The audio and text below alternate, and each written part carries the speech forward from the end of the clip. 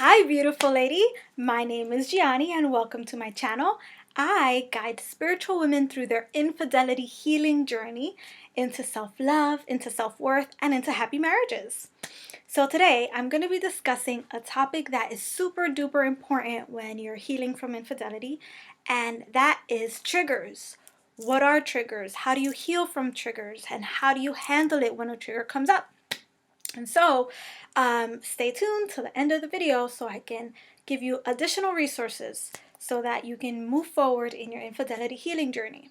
So a trigger is an extreme emotional response where your body is full of adrenaline. Your body kind of everything stands still. Time stands still. Your body's overwhelmed with emotion. Your mind is shut off or racing faster than you can catch up with, and you're overwhelmed. You are in survival mode and you don't know what to do. Now, usually when we're experiencing a trigger, let me give you an example. So post-infidelity, this happens all the time. Your husband is saying something so casually, like, oh, we should try that restaurant. And then you're like, when were you at that restaurant? I know you didn't take me to that restaurant. Who were you with at that restaurant? Did you take the other woman to the restaurant? I know you did not take her to that restaurant in my car. Like, whatever. You just go off. And then he's looking at you like you're like, okay, you're crazy. You know what I mean? Like, he can't say that, obviously. But not only do you look crazy, does he think you're crazy, but you're actually going crazy. So in this video, I'm going to show you a healthier way of dealing with your triggers when they come up, because it is going to make or break your relationship. Oftentimes, when we are experiencing a trigger, we blame the person in front of us, right? And so in that whole exchange, she saw it as his fault that she was triggered. And so you go on, and you blame and you lash and you throw the responsibility in the other person's face. The truth of the matter is that you have to take ownership of your experience. You have to take ownership of your life as an adult. What this means is that if you're triggered, your feelings and how you respond are your responsibility, regardless of what the other person does.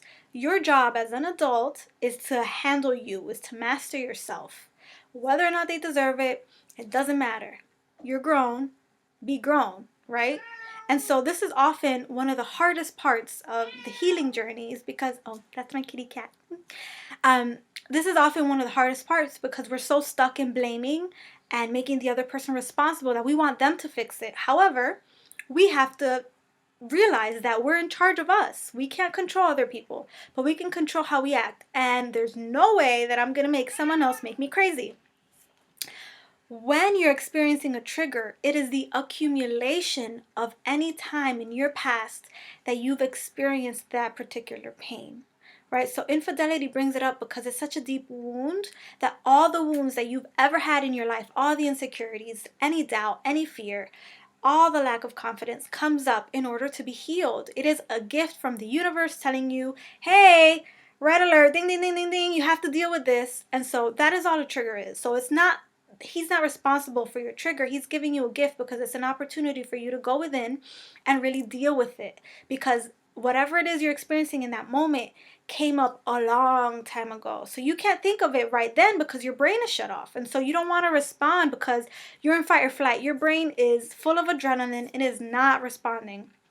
It's trying to keep you alive because it thinks that it's going to die, right? So you don't even know if it was maybe that time your dad didn't take you out when he said he was going to promise to take you out. That boyfriend who didn't take you on that day, who stood you up, your terrible prom date. All those things add up. And so whenever someone doesn't show up with you or says a certain thing, it triggers that particular event or the accumulation of all those events. And so you're not triggered because he said he liked that restaurant. You're triggered because of whatever the story is you have behind that.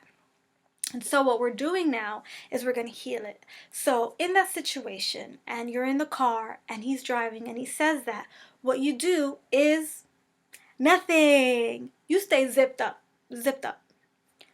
when you get home or when you arrive to the restaurant, you go in the restroom, you excuse yourself, you go in the restroom and you feel the feelings. You close your eyes and you just spend some time with yourself. You take deep breaths and you let the emotion rise through you. You cry if you have to, you scream if you have to, whatever you have to. You just let it flow. You welcome the feelings, you release them. You just allow yourself to experience the wave.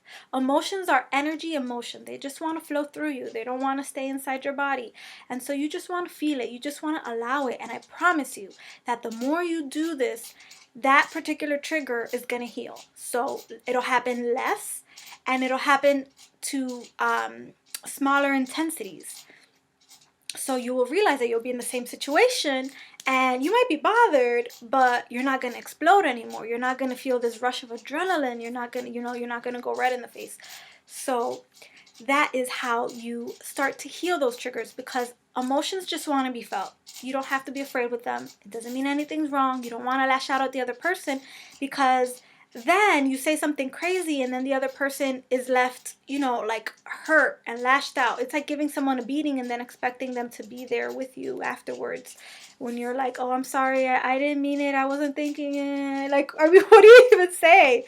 You just appear to be a wishy-washy person. And this is all about becoming the next high-value version of yourself who is in control and who is responsible for herself. And so if you need help with this is what I do all day. I am a coach. My link to the sessions are down below.